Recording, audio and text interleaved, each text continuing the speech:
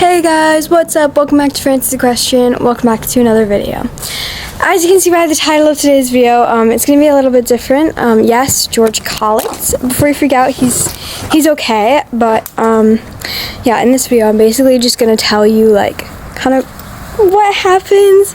And as you can see, this is George, so he's fine. But yeah, so let's get into the story.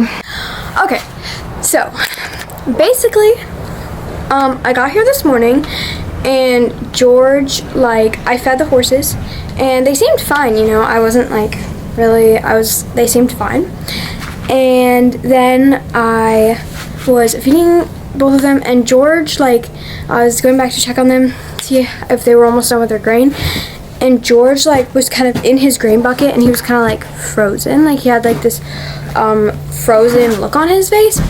And I was like a little bit confused because he wasn't eating his grain, and I was like, that's like so unlike George, because George is super food motivated. So I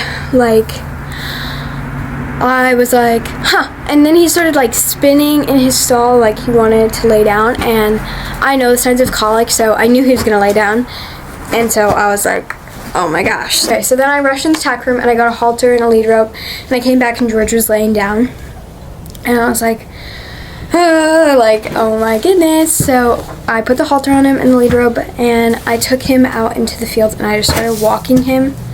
And my dad was on a walk at the time, so I waited. I walked him like until he got back, and then we called my mom and the vet and told them what's going on and stuff, and the vet prescribed us this medicine.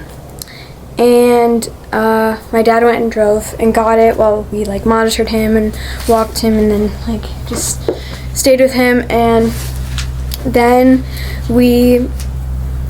so my dad came back with the medicine, and we put it in George, and almost pretty much right soon after he started to feel better, and we saw good signs. This colic, it's like it's pretty mild, and it comes in like waves, and he wasn't having and it comes in like cramps, and he wasn't having like those super bad waves and cramps anymore.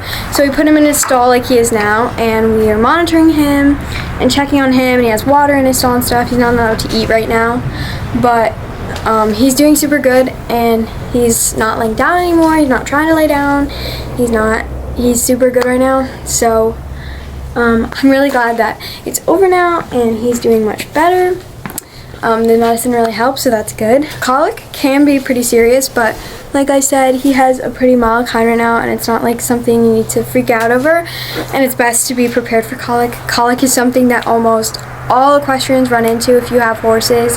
It's very common, especially now that it's getting colder. So yeah, I'm glad that he had a mild kind and he's doing much better now.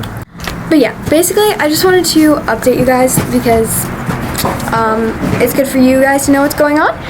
He's okay, and everything's gonna be okay. I think it's good to have a good approach, because now that I'm looking at the whole thing, I'm like, okay, we did it, like, okay. But then, you know, when he was first laying down, I was like, as always, thank you guys so much for watching. I know this is not my normal content, but I hope you enjoyed it anyway. I hope it was like helpful in a way to like see my approach on colic and having a horse that just did it. I mean, I will obviously keep you updated if anything, you know, if he starts to get worse again or something like that.